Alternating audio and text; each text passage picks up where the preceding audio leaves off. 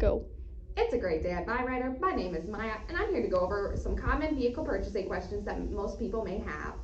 How long will it take? The full process would include completing the application, meeting with our finance manager to best advise how we might be able to help, test drives, and closing paperwork, which roughly can vary between 2 to 3 hours. What do I need to bring? You'll need to bring your proof of income, which could be either 3 months worth of bank statements or your 2 most recent pay stubs, proof of residency, which could be a piece of mail dated within the last 30 days at your current address or your lease agreement, the title for the trade-in if you have one, and your driver's license or state ID.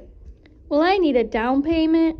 Well, that depends. Everyone's financial situation is different, so that the bank sees that a little bit differently. Most people do come in with about $1,000 down, though. Will I need a cosigner?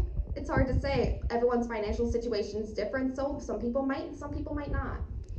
What are the vehicle options? We have a very wide selection of cars, SUVs, and minivans on our lot, and our inventory is constantly changing. How many times will my credit be pulled? We only go through one bank, so it will just be the one credit pull. Can I trade in my vehicle? Absolutely. We would, of course, take in your trade-in.